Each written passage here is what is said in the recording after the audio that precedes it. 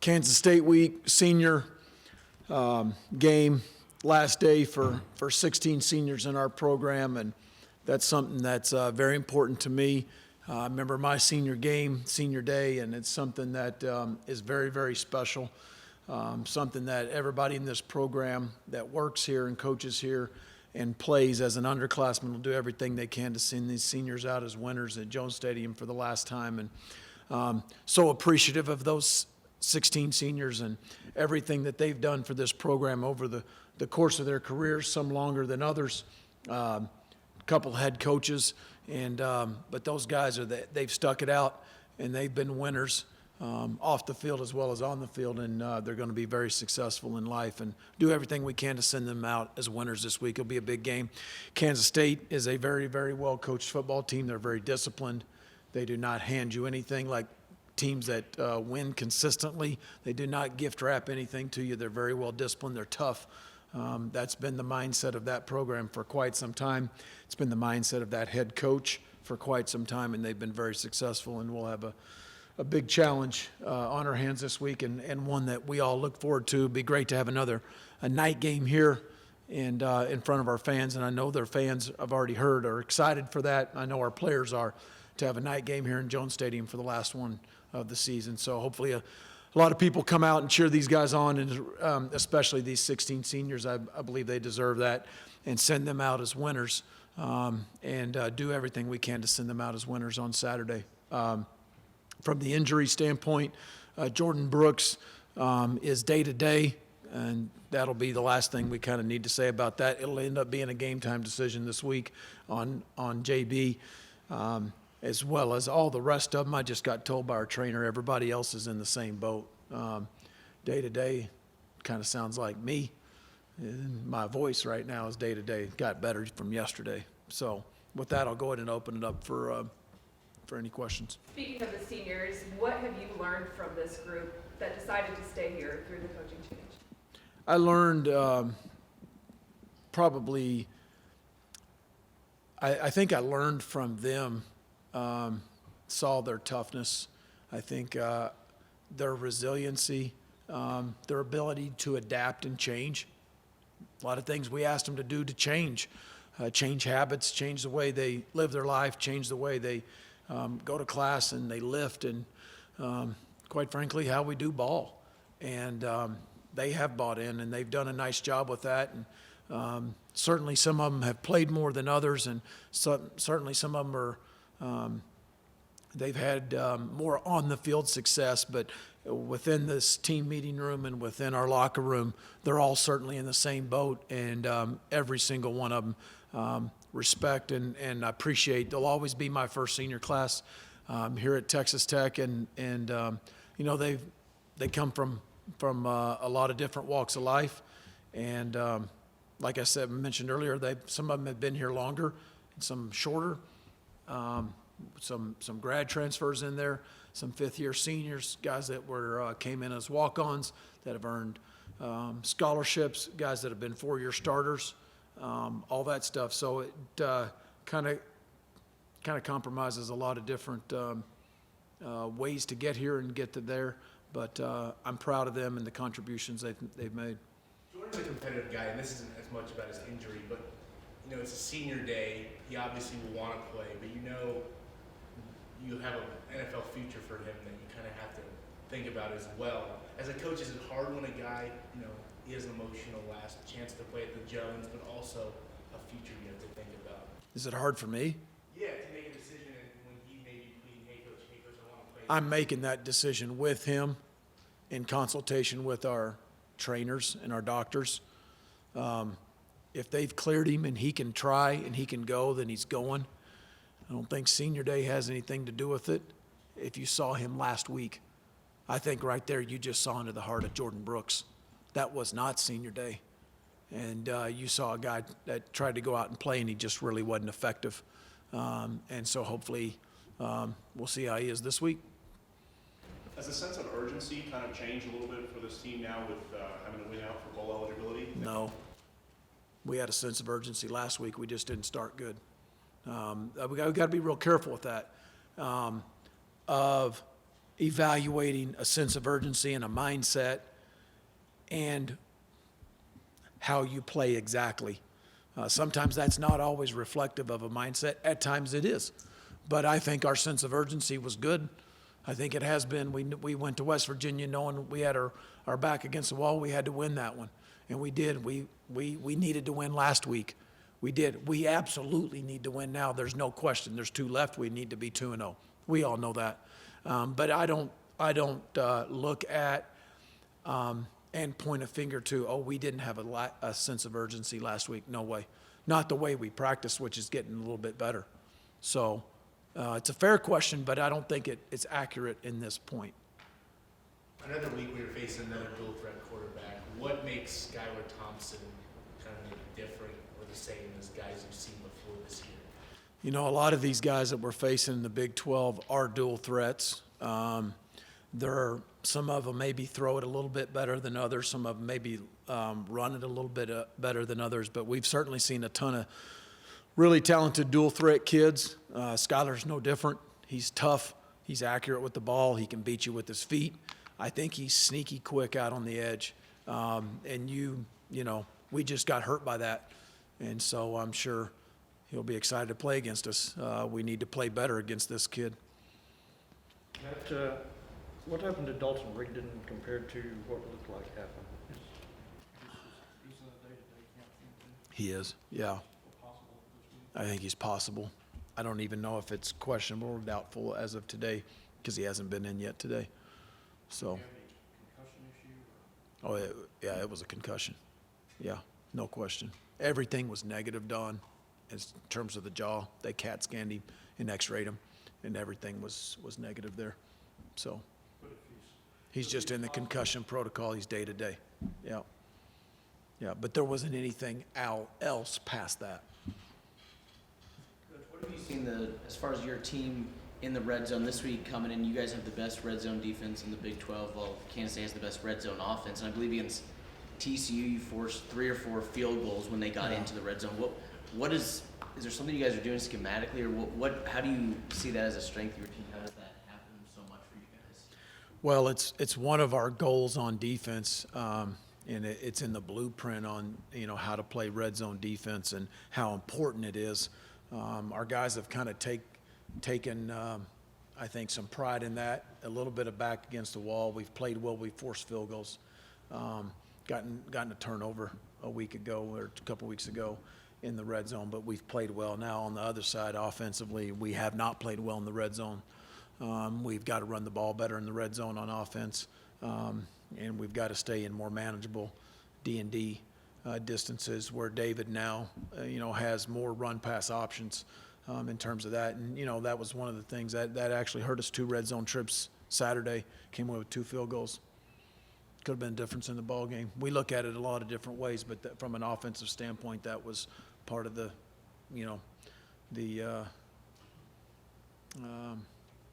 part of the post-game evaluation that was one of the things that we did not do well that really cost us the game on offense.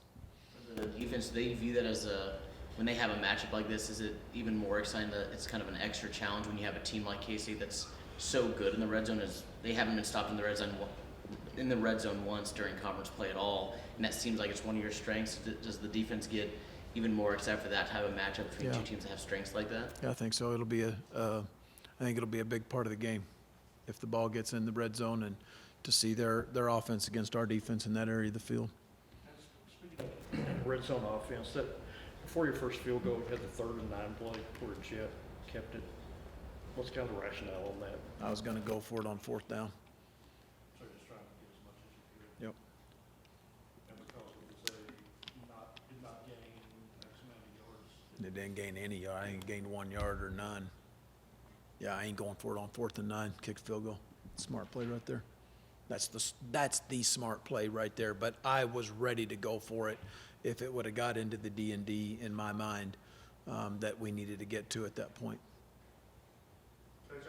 Someone would ask though, why not throw it there on 3rd and 9? Because I was going to go for it on 4th and medium. Yeah, you could have thrown a quick game. Someone who asked that? Somebody on Twitter? That's fair. I mean, there's 150 or 60 some calls in every game, special teams O and D. That's fine. I mean, I was going to go for it, and our players were pretty fired up. We were going to go for it too. So whether it was a Q run, which was that specific call, quick game, a naked, a bootleg, we weren't going to go drop back and go for it because I was ready to go. We had already it was a chip shot, field goal, and field goal range. If we got to a manageable down, we were going to go for it in that situation. I won't do that every single time, but in that situation, we made up our mind that we were going to do that. These games as literal must-wins for bowl game. You've talked all season about the smart things in certain scenarios. Do you see yourself being more aggressive in these last couple games just because the season, as far as a postseason, is on the line with these two? Yeah. I mean, how many times we go for it against West Virginia on fourth down? I mean, I think we were pretty aggressive 2 weeks ago. We didn't get in any, we really didn't have many fourth down. I don't know of any that I really had a tough decision to make Saturday in terms of fourth down calls going for it or, punting it, or field goals. It was just kind of weird that way. Against West Virginia, we had quite a few. We went for it. We got successful. We gained confidence in it. And, we were way more aggressive. No, the mindset going into it was we were going to be aggressive. But it's just D&D, where you're at in the game, the score, do you need momentum, all that kind of stuff. That's what every coach, I think, has to deal with. Coach, obviously you were at Utah State during the time, but under Bill Snyder, it seemed like the hallmark of their offense was we're just going to run it at you, put a hat on a hat. Is that the same thing you noticed at the Chris Kleiman offense, or has it changed a little bit?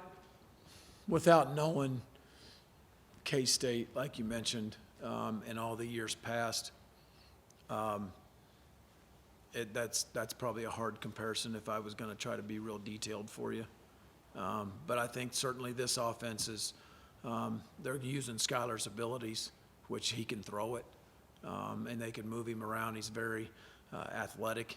So you've got to, and then you've got to, they're going to play some big boy ball, and they're very physical.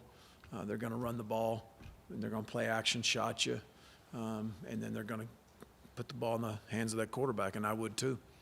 I don't know how that compares to the way they did it before, except Colin Klein carrying it 25 times a game, right? Yeah, and he's still on staff. He's a good guy. Is there any thought to, with all the injuries at running back, to moving a guy like maybe say Rabbit? Yeah, I'd love to remove Rabbit. I thought about it 2 weeks ago. It's not fair to him.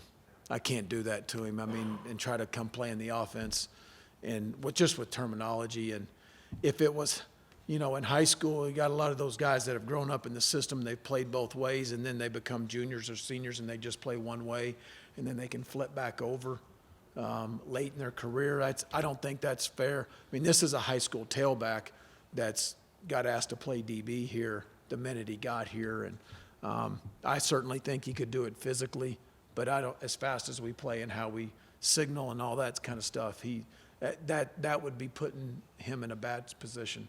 But maybe in the future, we have to train him in training camp and spring ball, but he is certainly a candidate to do that athletically. Is there anyone else who athletically could also? I think Doug Coleman could play tailback. I do. But, I mean, with 2 games to go, that's not fair. I mean, Sir Roderick and Tejon and Jax Welch will do a good job, and they've been doing a good job, those 3 guys, and doing everything. But when 1 or 2 of those guys get hurt and you're down to 1, yeah, those thoughts creep in. All 3 of those expected to be available, so Roderick, Tejon? Okay. Yes, sir. Yes, sir. Coach, on the defensive side of the ball, I know you guys have been leading the Big 12 for the entire season as far as forcing turnovers. This last one, you were -2. It's the first time in a long time. Yeah, first time in a I long know. time. What was it?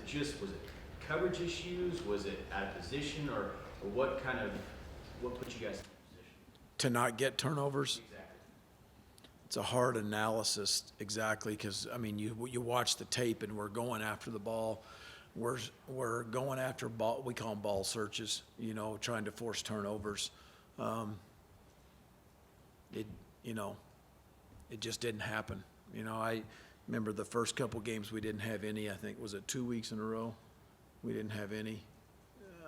And I told you, we're gonna keep coaching it, keep stressing it, and they're coming in bunches. And then here they all came, and now we lead the Big 12. We just didn't get any, you know? From a interception standpoint, really just nothing ever presented itself. I don't know. You can't, I mean, try not to overanalyze it. Coach, when you have a bunch of young guys playing, especially in the secondary, Yeah. how do you go about trying to make it simpler for them, whereas not too simple for where the quarterback can read it really easy? How do you balance making it complex for a quarterback to read versus kind of simpler and easy to understand? Each week, that's a decision that you make as coaches, and how much is enough and how much is too much. And can our guys get it? What can they execute? What can they understand? What can they adjust to? You know, you put something in and all of a sudden now you're adjusting to empty, to motion to empty, empty back to one back, two backs to one back. You know, there's a lot of different bunch, whatever, close sets, all those kind of things. There's a lot of adjustments, and so when you are playing younger guys, I think that's a weekly question we ask ourselves, and then you obviously need to be dynamic enough and have enough variety that you have enough in your package to be able to play good defense. So there's a balance between that. Coach, with the youth you've got on both sides of the ball in some places, I know there's 2 more games left to go this year with the possibility of a third, but what are some of the fundamentals that young group has really embraced and taken in that you guys have been coaching that you can take into next season? The young guys? Yeah. I think the young guys, the thing that I like about the young guys that are playing is they're competitive, and teaching them to continue to play with passion and pride and the competitiveness, and a lot of that's already inbred in some of them. But Alex Hogan, Tony Bradford, Dadrion Taylor, you know, those 3 guys that are playing a lot on defense, Tyreek Matthews a little bit, a lot on special teams. Those guys they're competitors. They practice good. You see them playing. They play hard, and I appreciate that. That's going to take those guys a long ways. They're getting great experience right now. But they're playing good. They're not just getting the experience there. I think they're playing pretty well. Coach, I know after the game you were asked a lot about the third down conversions from TCU and whatnot. Is going into this game, though, since TCU and Kansas State are both 2 of the top teams in the conference as far as third down defense and time of possession, what type of direct things can you pull from this game to help you against Kansas State when it comes to those situations? Well, I think the things that you pull from the game to help us next week are the things that you do well and that you're encouraged by and that strengthens it. And then the things that we did not do well, we have to learn and correct them during the week and then not allow them to come back in, whether it's alignment, it's technique, it's a fundamental. Are there positive things that you can pull from that? Like, what positive things against TCU on third downs, whether it's offense or defense, did you see that you can pull into and make even better against Kansas State? Saw Adrian Fry make 2 plays in man coverage, got pressure on a quarterback, and we don't wrap up on a tackle. That was just a fundamental in getting him down. There's plenty of positives to pull out. There's a lot of things that we gotta correct, and we know that. Matt, what have you seen from Maverick since he's been back in practice? How's he been looking? Fun, yeah, practicing good. Yeah. How well? He played extremely well. I'm so proud of that guy. Yes, he played very well. I mean, for a guy that has not been in Coach Patterson's meeting room all year and being a DB to go into play Sam linebacker against an offense that's going to line up and empty and all the adjustments I just mentioned earlier, I don't need to repeat that. And to see him he made a few mistakes, but I tell you what, he played with passion. He played fast, played behind the line of scrimmage at times, and I was really, really proud of Adam Beck. Since he was that effective playing in the box, would that possibly make you rethink his future? I mean, to say, okay, moves from DB to a linebacker, We could think about that in the offseason. Honestly, I'm not really sure. We just kind of got the mentality of bend but don't break. And, say, for instance, they do get an explosive play on us. Our mindset is pretty much just play the next play. So, yeah, they do get an explosive play on us or whatever, and they get down there. As long as we keep playing, and stop them from scoring, and at least hold them to a field goal, we'll be straight. And we'll be able to keep going and keep doing that. Do you guys like that challenge of a game like this where two strengths directly go against each other when it comes to you and Kansas State in the red zone? Yeah, I think we like any challenge. That's the first I heard about that, but, we up for the challenge, though. What's the sense of urgency kind of like with you guys right now with, having to win out the final 2 games in order to make a bowl game?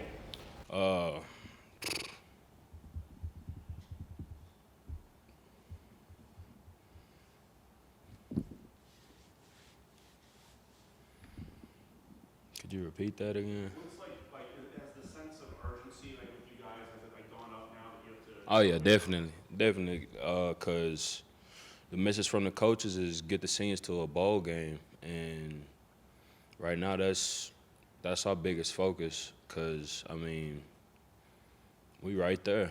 We went out, we get that bowl game, and we pretty much looking at that as our championship game this year, especially for the seniors because we're only guaranteed 2 more games, and after that, we're not really sure what's going to happen. Speaking of senior night, what has it meant for you and done for you to play football at Texas Tech? It's helped me grow as a man. Done been through a lot of up and downs, and thinking about life afterwards. Some of the situations that I've been through here at Tech could be things I face in the real world. So I feel like my time here at Tech, through all the adversity, well, I take that back, it's not really adversity, but all the challenges that we've been through have prepared me for things that I may face later down the line in life, and I'll be ready for it.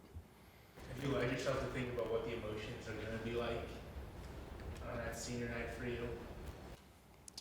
Yeah, it kind of hit me over the weekend because, after we played TCU, next game on the schedule is senior night. So, I was sitting on my couch thinking about it, and I was like, yeah, I'm going to be emotional before the game. But, it's been a heck of a ride, so I'm just trying to finish it the right way pretty much. Big crier. Not really, but I probably shed some tears, though, because it's been a long journey. Robert, how much has it frustrated you with all, as passionate as you are about playing here, that y'all haven't really been able to get over the hump? Particularly like this year, the losses to Baylor and Kansas and Saturday. Could you repeat the beginning of that? How much has it frustrated you just that y'all haven't been able to see that reward of like, a 9 or 10 win season with all you put into it? It's actually been pretty frustrating. If you watch film, you could pretty much tell, just speaking about myself, I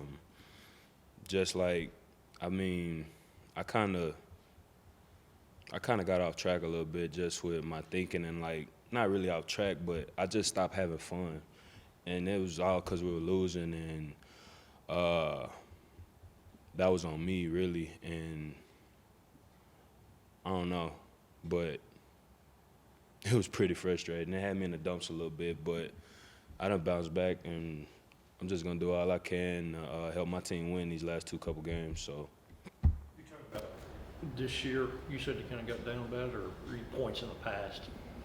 Just this year, and had to shake back, but I'm good now, so ready to go to battle.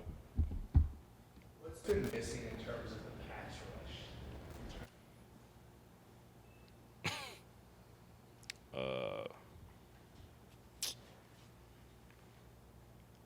Just our strain, I guess. Pretty much most of the time we're only rushing with 3 guys and they're max protecting, so you get double teams on 3 guys. So I mean, just our strain. We just up front on the D line, we gotta strain more, and that's pretty much the only thing that's really holding us back on getting a pass rush.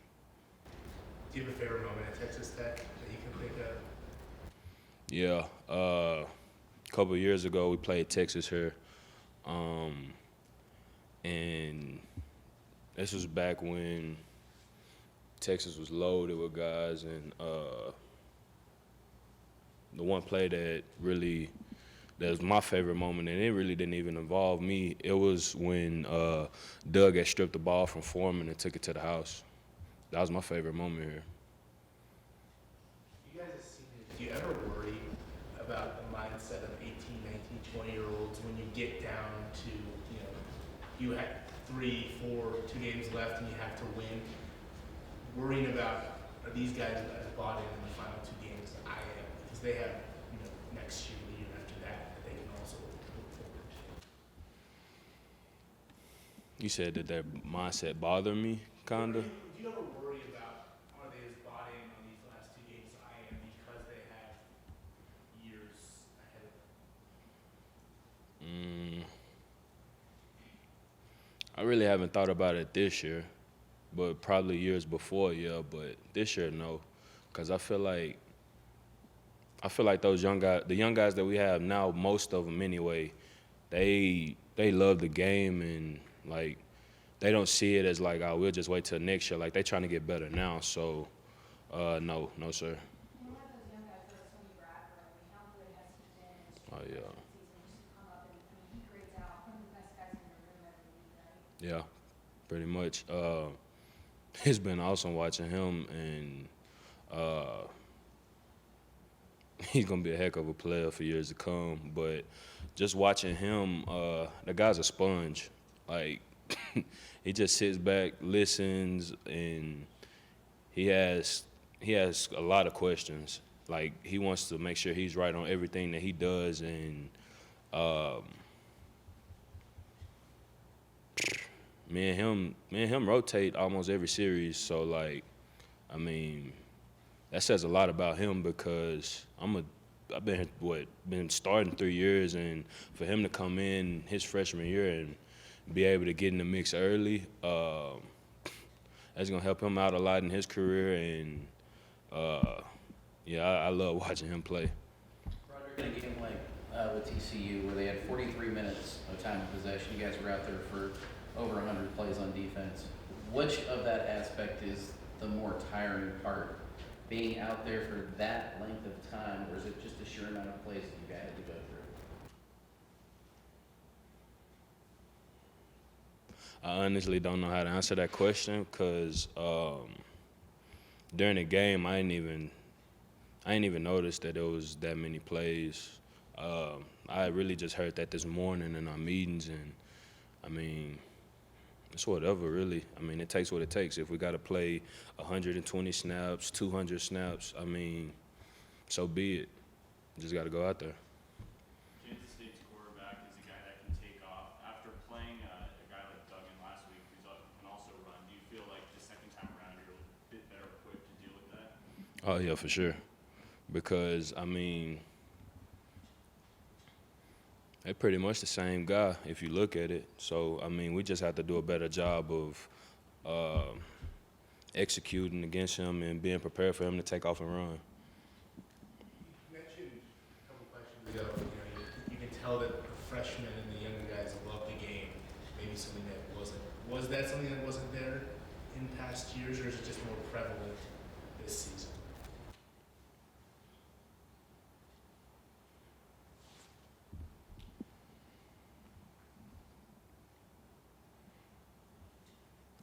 It's hard to say because, I mean, that's not something that I really ever thought about, like, my time here. And, I mean, whether those guys feel like they'll just wait till next year, I mean, they do a good job of hiding it. I mean, so can't really answer that question. Outside of a bowl, what do you want to accomplish out of the last 2 games that you're guaranteed right now? I just want to win. I just want to win and get to a bowl game. At least say I was a champion at least one time in my time here.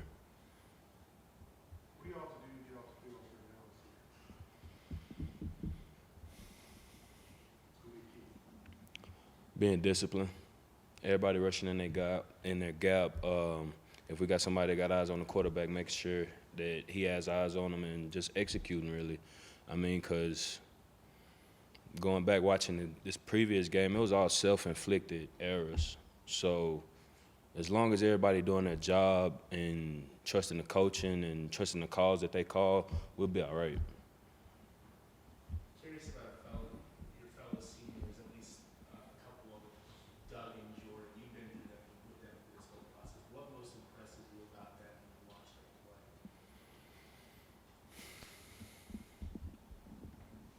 With Jordan, I mean, he's a dog. He's all over the field. Like, even this past weekend, he was banged up, and he still went out there and gave it his all while he could until they pulled him. And Doug is just his will to keep fighting. Because our time here, he probably been through it all, and I mean, it's fight really. It's hard. I mean, cause some guys will quit. Like knowing that they're such a great player, and then probably hearing all the negative stuff and all that. It's just his will to keep fighting, like regardless of what's going on. Like, and I respect that about him. What kind of bond do you have with those guys? You and the other seniors, particularly the guys on defense? They're my brothers. That's how I see them. That's how they see me. And I mean, that's what the game is about, pretty much. Building that brotherhood and going to war with those guys and fighting for them. I was just looking at y'all's recruiting class in 2015, the year that you signed. There were 19 guys, and there's only 6 of you left. Now, Kiki was one of them, but and Staywars was one of them. But what do you think about when you hear, okay, there's 19 guys coming in when you are a freshman, there's only 6 of you left? What's your reaction to that?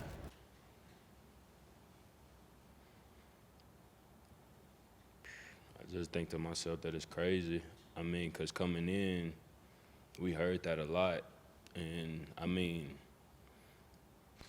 I really didn't think it would happen like that, because I thought all the guys that I came in with, that we're all going to be here till our senior year and be down to just 6 of us. I mean, it's really mind-blowing. But, I mean, everything happens for a reason, so. The flip side of it was we need you to be one of the survivors, one of the guys who stuck it out all this way. Thankful, pretty much. Anything else? What has football done for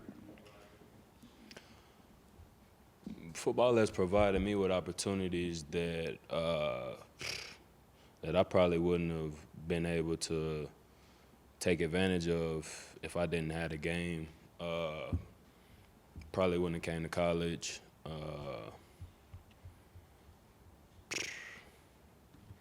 Ain't no telling really where I'd be if I didn't have the game, but I'm very thankful for the game and thankful for all the opportunities that it's provided me with, and I look forward to making the most of them.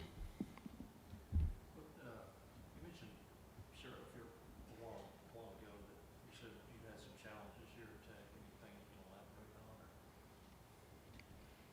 I mean, What was the hardest thing for you during your time here? probably going through all the coaching changes, really, because, I mean, all the years that I played football, I had the same coaches generally from middle school and then going into high school. I mean, it changed, but it was all the same guys all 4 of my years. And, I mean, stuff happened for a reason, but just adapted and went with it, so. I'm sure, obviously, you don't play pro football, but whenever your football career is over, whenever that is, what are you going to do? I'm gonna be a coach. Definitely. I gotta be around the game. Yeah, I gotta be around the game. What kind of coach that you have had do you think you'll be most like? Or Who do you think, when you become a coach, who do you think that you'll be most like, or what have you most taken from all the coaches that you have been under over all these years? I feel like I'll be more like my high school coach, Coach John King. He's a hard, tough coach, but at the same time, I feel like I'd be a kind of cooler coach, just cause like I know like I didn't always want to be yelled at, and like I feel like there's better ways that you can approach situations to help a player learn and advance their skills so they understand stuff differently. But I think I'll be more like him, but I feel like I'll take a little piece of something I learned from each of my coaches and just group it all into one and kind of have my own little way of doing things. Everyone has their reasons for playing. What's your why? My why is to be able to provide for my family and then my future family in the future. You mentioned all the defensive, or all the different coaching changes that you went through. How many defensive line coaches did you have in your time? Coach Smith, Coach Randolph. I had 4. Yeah. So you will be, you think you'll be a good communicator as a coach, since you said? Yes, sir. Definitely. You know, just cause I mean, just cause I know I feel like I done had like every type of coach you can have. Yeah. Our season's on the line. We need these next 2 wins to be bowl eligible and extend our season. So that's where we're at. The team knows that. That's the sense of urgency around here. Has it kind of changed, like the energy in the locker room? Yeah, I can feel it. No one wants to be home early for Christmas. We want to be up here practicing, have those extra couple weeks with each other, like spend time with each other, and I can definitely feel it. Yeah. Terrence, have you allowed yourself to think about the emotions that are going to kind of go through your head on senior day, especially with how much you've gone through? Yeah. No, I haven't gotten that deep into it yet. I'm sure once that time comes, I will probably get a little emotional. Just thinking about all the times I've spent in that stadium, get a little emotional. Who's the most likely to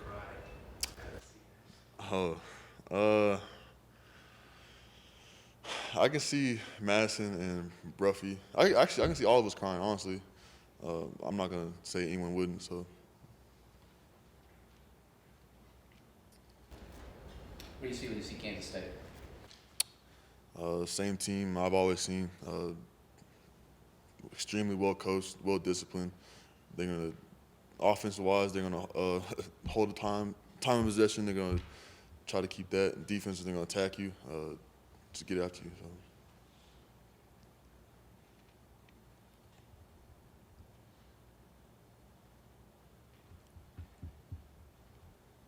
You got a favorite memory in Jones Stadium? I do. It was back when we had Pat and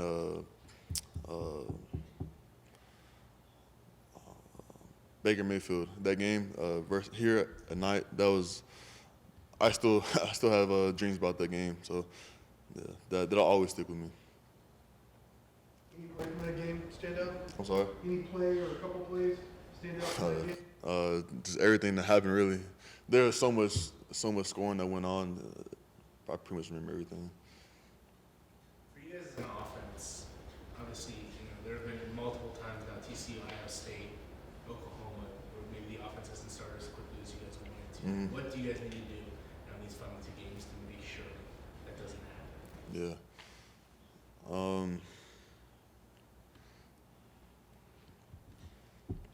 We just gotta come out the gate scoring. I mean, I don't know how we do it. We just gotta make it up in our mind that we're gonna do it. I mean, just look at the past 2 home games. We started out slow, but we dominated the second quarter, third quarter, and fourth quarter. But it just wasn't enough to finish. And look at our game 2 weeks ago, West V. We came out the gate firing, and West V couldn't catch back up. So if we just need that same sense of urgency we have for West V for these next 2 games, and we'll be good. So it sounds like it's a mentality thing. Like Yeah. You guys just aren't coming out with a mentality of trying to get on early. Yeah, I would say so.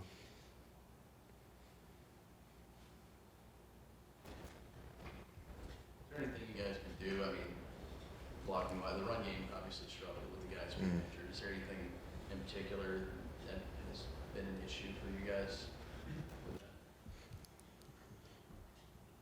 Also up front, we just gotta keep straining. We gotta keep sustaining our run blocks, and I know we got the backs to do it. We got some of the best backs in the conference. So it's really just starts with the front 5, and we just need to keep straining, and we'll pop up in some holes. Terrence, seems like I think Kansas State has a lot of their defensive linemen are returning. Mm. Any of those guys in particular that you especially are impressed by, or how would you kind of evaluate? I have respect for all of them. All of them. I haven't seen them really take any plays off. You know, they're always out there headhunting. So I got respect for the whole D-line group. You've gone against, I guess, Reggie Walker, Mhm. 52, and